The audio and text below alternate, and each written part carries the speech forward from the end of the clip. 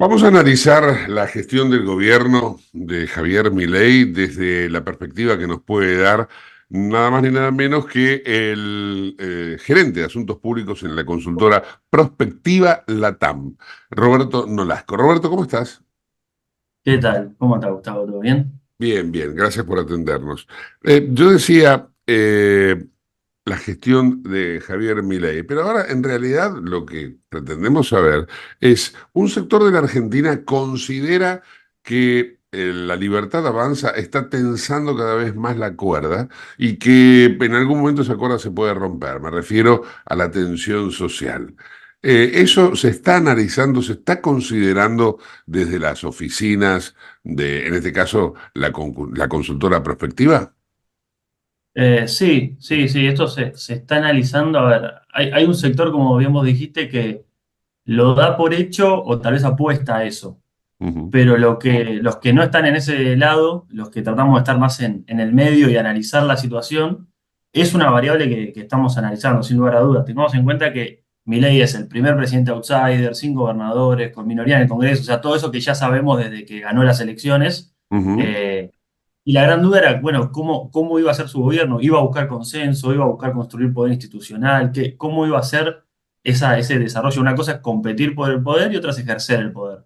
Entonces habían dudas de cómo iba a ejercer ese poder y la verdad es que el gobierno de Javier Milei se trazó una hoja de ruta eh, bastante similar a lo que prometió en campaña. Creo que las únicas dos puntos que tal vez difieren mucho de lo que prometió en campaña es el tema de la dolarización, que por razones coyunturales dice que no se puede hacer, y el tema de la baja de impuestos, que tal vez iría hasta en el camino contrario. El otro día Caputo dijo que no era momento, que tal vez más adelante, tal vez el segundo año.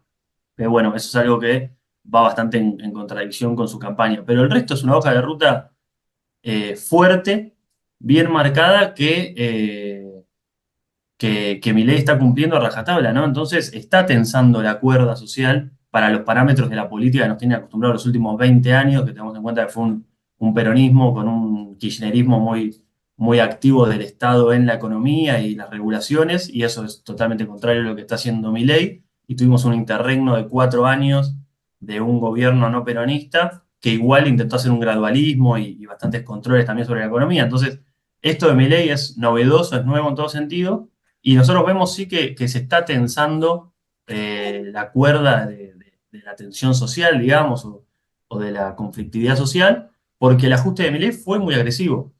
Fue muy agresivo no en términos de griterío y agresividad en ese sentido, sino en objetivos fuertes y buscarlos con mucha agresividad en recorte del gasto, achicamiento del Estado, cerrar organismos públicos, quitar subsidios.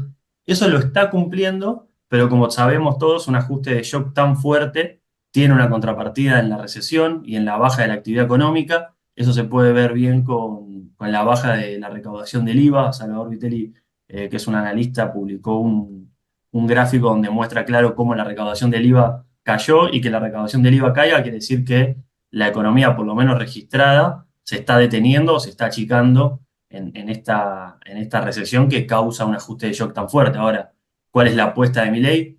Que tengamos una recuperación, como se dice, en B corta, ¿no? Que toquemos fondo y rápidamente empieza a haber una recuperación de la economía.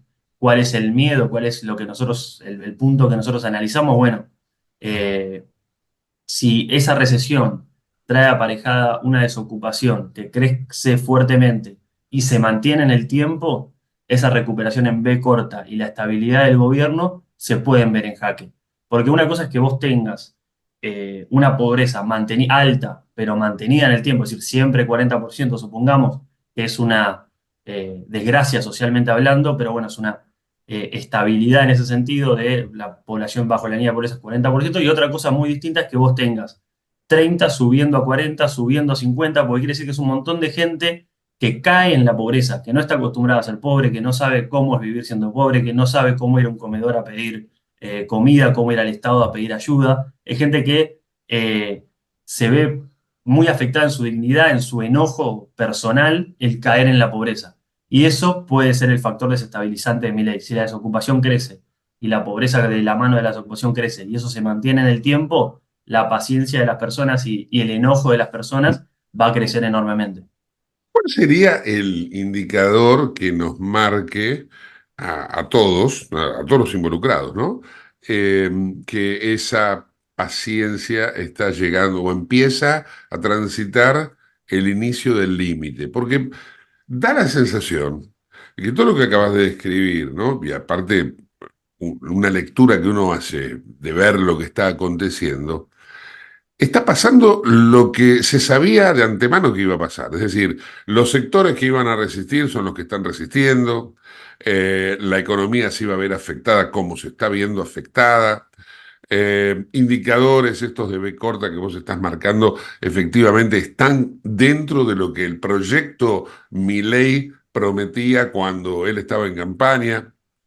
Yo no estoy viendo, por ejemplo, que esté saliendo a la calle la clase media Bien, empobrecida que ya está tocando los niveles de la parte alta de la pobreza, ¿no? Pero por bien, eso ese yo es el pregunto, punto, ese es cuál el es el punto. indicador que nos marca, acá es donde empiezas realmente a estar sensible la cosa? ¿Eso lo tienen medido?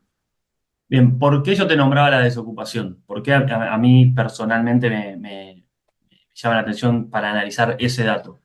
Porque una cosa es que vos tengas un trabajador pobre, que es una persona que tiene 8 o 10 horas de su día ocupada yendo a trabajar, yendo de su casa al trabajo, 8 horas trabajando, volviendo a su casa, es decir, tiene su tiempo del día ocupado, tiene cansancio, se tiene que levantar temprano, vuelve cansado a la casa y tal vez no llega a fin de mes, pero por lo menos tiene la vida ordenada en ese sentido y el no llegar a fin de mes le genera frustración, le genera cierto enojo, pero también tiene un ingreso como para poder pilotearla durante la crisis, Sí. digamos.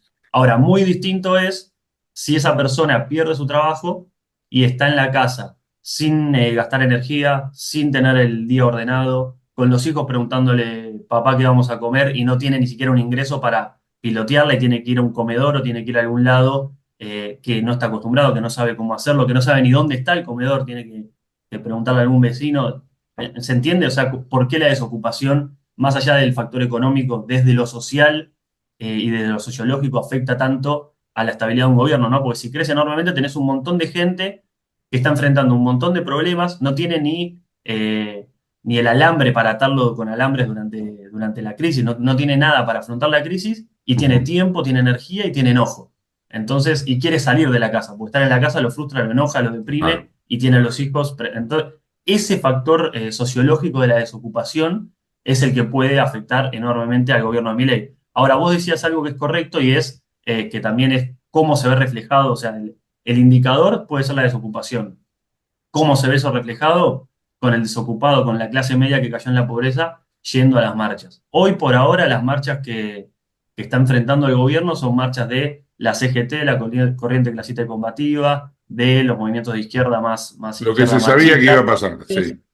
Lo que se sabía que iba a pasar, lo que el gobierno eligió como, eso es muy importante, porque el gobierno discursivamente eligió como enemigos, en su lógica amigos-enemigos, eligió como enemigos a lo que Macri llamó muy despectivamente, y solo lo repito porque así lo dijo, los orcos, ¿no? El gobierno eligió esos enemigos. Entonces, si son esos enemigos los que salen a la calle, discursivamente alimentan y le dan más robustez a lo que dice el gobierno, que son lo mismo de siempre, la casta que no te deja trabajar, que te corta la calle, que joden al laburante y todos esos problemas, esa narrativa discursiva de Milei cobra sentido cuando los que marchan son esos. Ahora, si los que marchan son, o los que se acoplan a las marchas y se vuelven más masivas, son gente que no está identificada partidariamente o que no está en alguna de estas agrupaciones, es gente que tal vez apoyó a Milei en las urnas el año pasado y este año ya se encuentra desencantado, bueno, esa masividad de las marchas, esa clase media saliendo a marchar, ese que se replique en las marchas no solo en el acto organizado en Plaza de Mayo, sino, como recordás que fue, y ojalá que no sea el 2001-2002, que las marchas eran en tu cuadra, o sea, eran tus vecinos saliendo en la esquina a cacerolear. O sea, si se da se empieza a dar esa masividad de las marchas, ahí es donde el gobierno de Milei puede tener una crisis de gobernabilidad muy fuerte que va a tener que sortear. Claro, claro, claramente. Y en el plano, si bien este es el plano interno y afecta en cuestiones internas, ¿de qué manera también se ve amenazado el plano externo para la gestión Milei con sus elecciones, por decir de algún modo? Estados Unidos amigo, Israel amigo, Latinoamérica nos peleamos con Venezuela, pero a una manera ya descomunal, con Colombia ni que hablar y México lo mismo. ¿De qué manera la Argentina va a poder proyectar todo lo que vos recién hablabas de la economía en B, el crecimiento, el poder intercambiar bienes y servicios con otros pares, otros países, si estamos peleados de esa manera? Bueno, vos tenés que ver cada vez que haya un conflicto de estos o discursivamente Milei diga algo del estilo sobre algún mandatario de la región o algún socio comercial estratégico, porque no lo nombramos, pero China también es un enorme socio comercial con el que Milei está teniendo una relación muy tirante. Brasil es nuestro aliado, o sea, Brasil y China son dos de los tres socios estratégicos comercialmente hablando de la Argentina. El tercero es Estados Unidos y cuarto, si querés, la Unión Europea como conjunto. Eh, Argentina, si quiere salir de una crisis económica, si quiere recuperarse, necesita el apoyo no solo de Estados Unidos, del FMI y de la alineación de Occidente, digamos, sino que también necesita de Brasil, necesita del BRICS, necesita de India, necesita de China.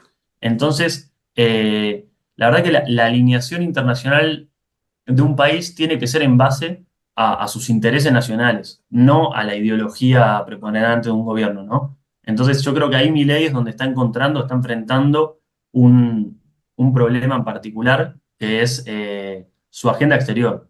O sea, Milei viajó a Estados Unidos para reunirse con Donald Trump y con Nayib Bukele, el presidente de El Salvador, pero no se reunió con Biden ni con nadie de la administración estadounidense. Después, a través de gestiones de Diana Mondino y también por apoyo de Estados Unidos, particularmente a la agenda de Milei, es que vino Anthony Blinken a reunirse con Milei. O sea, es muy ambiguo el juego de Milei, es muy desordenado en términos de política exterior. Lo que está pasando con el tema de la base china. China es una relación muy desbalanceada la que tenemos con ellos, ¿no? Nosotros necesitamos a China, pero China no necesita particularmente a Estados Unidos. China puede cortar lazos con Argentina, perdón. China puede cortar lazos con Argentina, que su economía tal vez se ve un poquito afectada y se recupera rápidamente.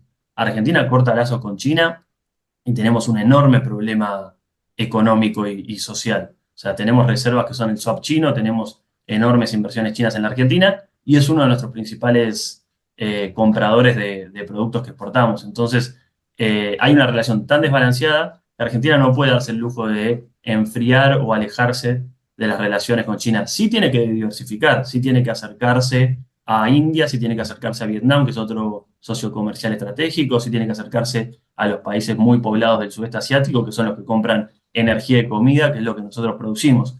Ahora, no tiene que ir la canciller Diana Mondino a ver al delegado de Taiwán en la Argentina, como hizo en su momento, y después tuvo que ir a la embajada china a pedir disculpas. No tiene que la ideología primar sobre los intereses nacionales. Y eso es algo en lo que Milei tal vez está fallando y tal vez puede ayudar en el corto plazo por el apoyo del FMI de Estados Unidos a transitar la crisis, pero una recuperación completa necesita una relación completa comercial con Brasil, con China, con el sudeste asiático y con socios que tal vez Milei no se sienta muy cómodo sentándose en la mesa a negociar, pero lo necesitamos. Y la realidad argentina es esa, estamos en una crisis y necesitamos todos los compradores y todos los inversores posibles.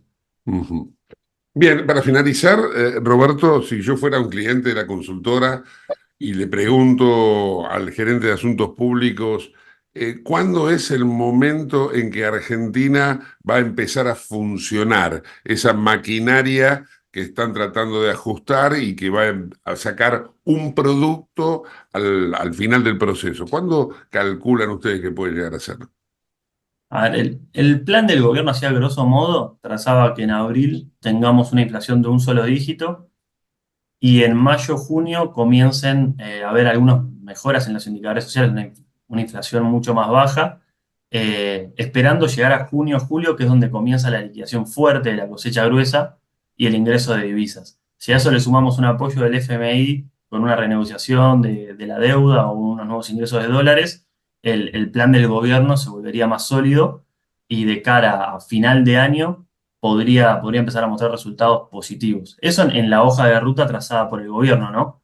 Eh, Ahí tenemos entonces que esperar a fin de año e ir viendo cómo va evolucionando la economía argentina y los logros que vaya teniendo el gobierno para ver si efectivamente para fin de año podemos decir que Milei sobrevivió este año arreglando muchos desajustes de la macro o si llega a fin de año con menos apoyo del campo o menos exportaciones de las que esperaba, menos apoyo del FMI del que esperaba, sin lograr los resultados económicos como bajar la inflación para el segundo semestre del 2024 como esperaba, y eso va a tener su contrapartida en conflictos sociales y su contrapartida para el año que viene, que recordemos que es un año electoral.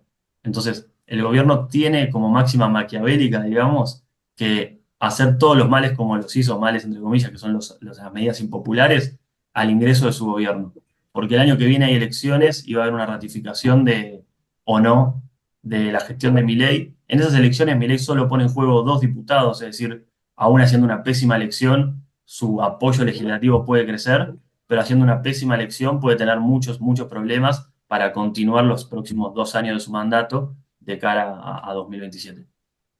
O sea, 2025 va a tener que ser un año de buenas noticias para la gente. 2025 va a tener que ser un año de buenas noticias, más si en la doctrina de Milei no va a ser lo que se suele hacer, que es aumentar el gasto público o aumentar subsidios para traer buenas noticias a la gente, ¿no? Milei espera que en 2025, a través de la inversión, principalmente extranjera, Argentina empiece a repuntar y no a través del consumo como suelen hacer los gobiernos argentinos en los últimos 20 años. Roberto Nolasco, gerente de Asuntos Públicos de la consultora Prospectiva Latam, gracias por estar en el ojo de la tormenta. Gracias a vos, Gustavo, por el lugar. Chao, hasta luego.